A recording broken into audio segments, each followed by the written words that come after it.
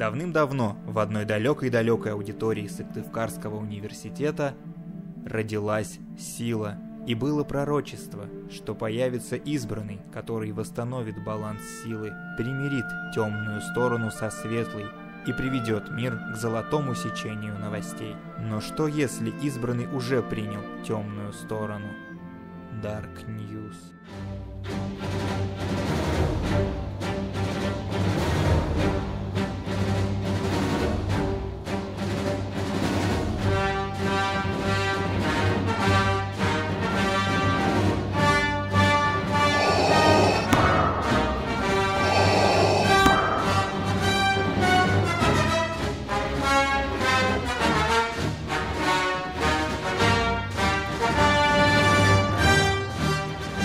Ребят, новогодней стипендии вообще-то никогда и не было.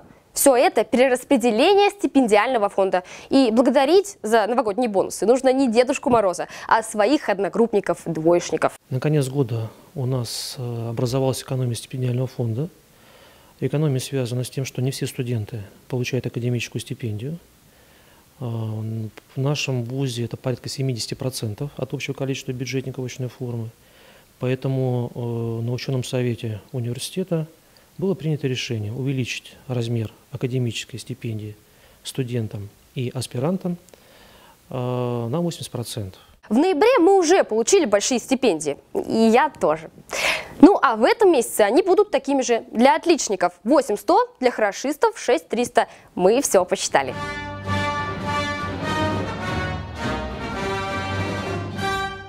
Да-да, не будет. Бал-маскарад, как считают организаторы, надоел студентам. Зато вместо него Объединенный совет обучающихся придумал кое-что новенькое. В этом году мы меняем формат новогоднего мероприятия и делаем развлекательную программу. То есть вся молодежь любит также танцы, останутся номера, останется все, кроме подготовленного вальса. Никто не уйдет от нас с плохим настроением, никто не уйдет без подарков, без новогодней атмосферы и без такого сказочного, какого-то теплого ощущения внутри. Слушайте, ну и праздник у нас, получается, будет, и стипендии опять большие. Что-то не густо у нас как-то в университете с темными новостями. Ну что ж, тогда переходим на светлую сторону.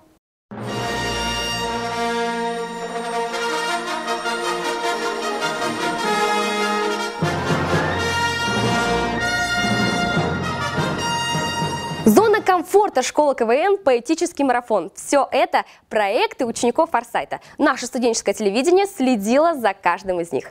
Ну а сегодня очередной сезон школы Форсайт подходит к своему завершению. Дарья Петракова побывала на защите проектов. Две задумки – детский университет и Science Fun – должны привлечь внимание школьников к науке.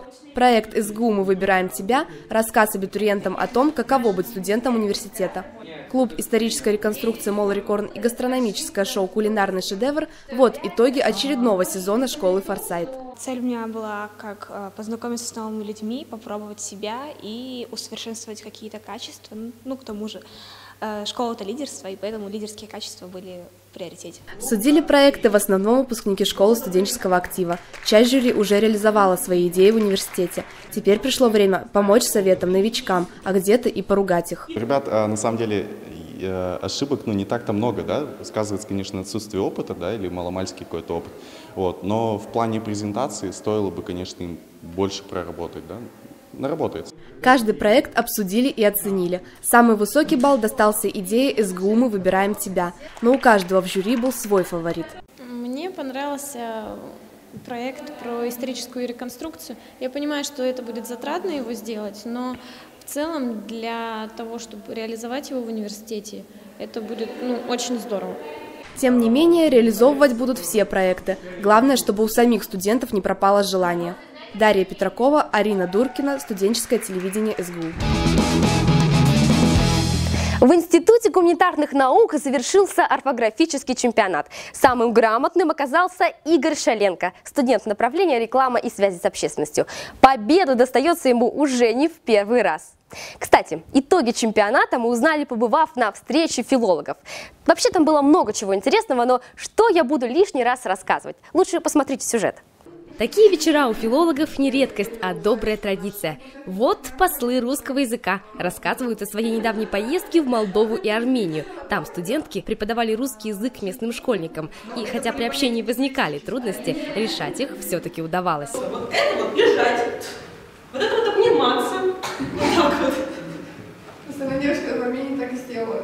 Ребенок никак не мог понять, лежать. Он смотрел на нее, и она легла. Она сказала, понятно. А это почти олимпийская делегация. 7 студенток вернулась со Всероссийской недели русского языка, проходившей в Сочи. Теперь филологи делятся впечатлениями, рассказывают о конференции, экскурсиях и о самих участниках съезда. Я для себя выделила такой момент, что северный темперамент, наш, то есть сыктывкарский и сочинский, южно, они очень отличаются все-таки. Мне показалось, что люди там не хотят заниматься самообразованием. Познакомились с китайцами, даже общались, было очень весело. Мы увидели те олимпийские объекты, про которые столько рассказывают. Неделя русского языка прошла для наших студенток плодотворно. Екатерина Военушкина и Айжан Молдамамбетова привезли домой дипломы 2-й и 3-й степени за свои доклады на конференции. А Дарья Тетерина получила 2-е место в конкурсе декламации. Стихотворение, прочитанное на сочинскую публику, сегодня девушка повторила снова, уже по просьбе своих коллег. А он, как пилигрим в пустыне, шел к роднику далеких глаз, ему хотелось к ней в ладони уткнуться и смирить свой пыл. Что сочиняю, я не помню. Увидел вас и все забыл. Побывать на неделе русского языка или стать послом может любой, кто занимается наукой и любит русскую словесность. Ну а на этом у нас все. С вами было Студ ТВ и Любовь Филиппова. Да пребудут с вами новости.